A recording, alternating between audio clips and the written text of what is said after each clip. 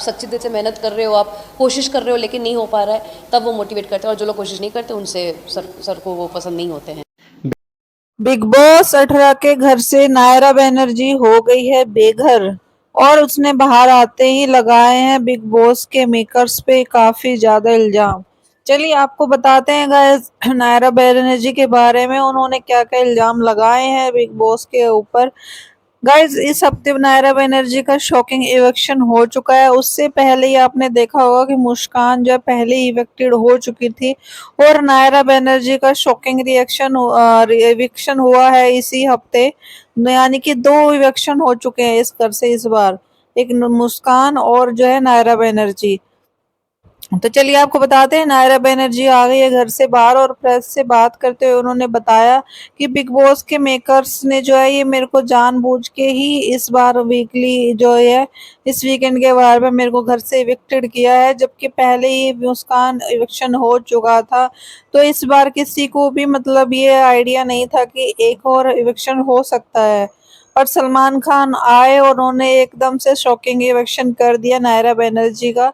तो नायरा बनर्जी ने यहाँ पे इल्जाम लगाते हुए बताया कि मैं सबसे हाई पेड कंटेस्टेंट थी बिग बॉस की, इसलिए उन्होंने मेरे को शॉकिंगली इविक्टेड कर दिया, जबकि ऐसा कुछ भी ऑप्शन नहीं था। जहाँ पे आपने पहले भी बिग बॉस देखा होगा कि दिवाली के टाइम पे वो किसी को भी इविक्टेड नहीं करते थे और मतलब किसी का भी इविक्शन होता ही नहीं था दिवाली के मौके पे।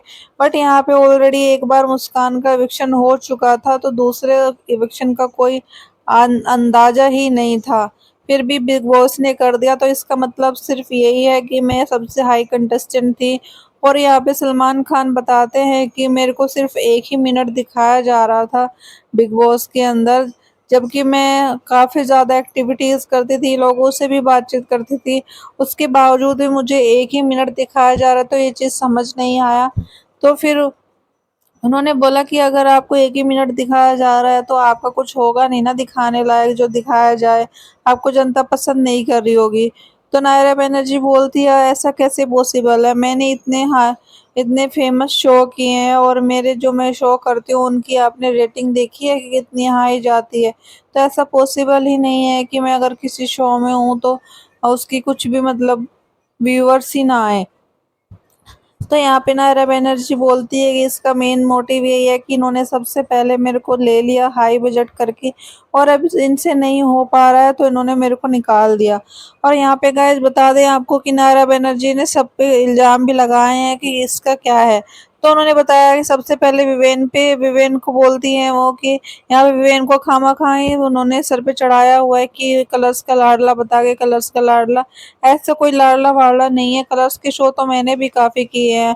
और विवेन जो है काफ़ी ज़्यादा यहाँ पे कुछ करते नहीं हैं, सिर्फ खाते हैं सोते हैं बैठते हैं या फिर फालतू का ज्ञान बांटते रहते हैं, कोई ऐसा काम तो नहीं करते हैं। उसके बाद उन्होंने सबसे ज़्यादा ड्रामा क्वीन बताया है यहाँ पे चाहत और श्रुतिका को। उन्होंने बोला कि अगर यहाँ पे कोई ड्रामा क्वीन है तो वो चाहत और श्रुतिका सबसे ज़्यादा ड्रामा करती है, इनकी कोई रियलिटी नहीं है।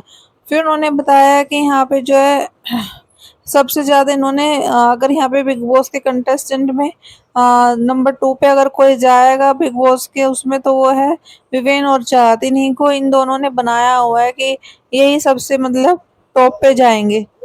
उसके बाद इन्होंने यहाँ पे अविनाश के लिए बोला कि अविनाश जो है आसिम की कॉपी कर रहे हैं।